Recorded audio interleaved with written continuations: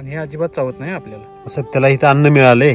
ते कशाला आम्हाला चावत. हा, आपल्या प्लॉट मध्ये आता आपण मधमाशीचं पोळं बघतोय. मधमाशी हे परागभवनाचं काम करतात. ज्या दिवशी परागभवन थांबेल 2.5 वर्षात पृथ्वी नष्ट होणार. म्हणजे मधमाशी जर 2.5 वर्षात एकदा मेली, 2.5 वर्षांचा ऑटोमॅटिक सगळे सायकल बंद पडतात. शेतकऱ्याचे सगळ्यात जवळचा मित्र ते आहे. पहिला मधमाशी आणि 2 नंबर गांडूळ, ह्या दोघांना जपणं हे वैदिकनं काम केलं. किती मधमाशी आले बघा, विमान फिरल्यागत फिरतंय. 2 वर्षापूर्वी मधमाशी आणण्यासाठी भरपूर मार्ग. साहेब ते पेट्या पण आणतात लोक, नवीन फॅशन आली ती आता. पेटीतली मधमाशी बाहेर पडली तर मध चांगला नाही वाटला तर ती परत पेटीत जात नाही. हे जसं आहे तसं ते टिकत नाही.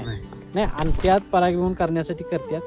कारण तुम्ही मारलायचा औषध, त्यांच्या तोंडाला बांधायचा मुस्क आणि म्हणालायचा खा. कसं खाईल? त्याला जे पाहिजे ते इथं मकरंद इथं आहे म्हणून ते मधमाशी इथं आली. मधमाशीचं पोळं येणं म्हणजे आम्हाला वैदिक शेतीची पोच पोहते. पैसे वसूल आम्हाला रेट लागू दे अगर नाही लागू दे, पण जे मला मनाला समाधान मिळते हे जे समाधान आहे, पैसे देऊन तर समाधान आहे का हो? नाही. पृथ्वीला एकमेव प्राणी असा आहे मधमाशी, ती देऊन काहीतरी जाते. माणूस काय करतोय, सगळी घाण करून जातो. एसटी वैदिक म्हणजे जगावं जगू द्या. मधमाशी 45 दिवस जगते. एक मधमाशी 1000 ते 1500 आंब्याला परागीभवन करून जाते. आता तुम्हाला ते एवढं आंबा देऊन जाते. ते शेतकऱ्यांना घ्यायचं कळत नाही ना साहेब. नैसर्गिक प्रणालीमध्ये शेतकऱ्यांनी हस्तक्षेप केल्यामुळे ही दिवस बघायला मिळतात. औषध मारताय की नाही, त्यामुळे ती डिस्टर्ब होती. डिस्टर्ब झाल्यामुळे ती काय माणसाचं तसं त्यांच्या लॅब आहेत. 4 मासे 4 बाजूला जातात, त्या मध आणून तिला चेक करते. त्यांच्या लॅबला जर ते व्यवस्थित असेल तर मग सगळ्या जाऊन तिथनं आणतात, नाहीतर आणत नाही. त्यांच्यासारखी लॅब आणि माणूसच अडाणी आहे.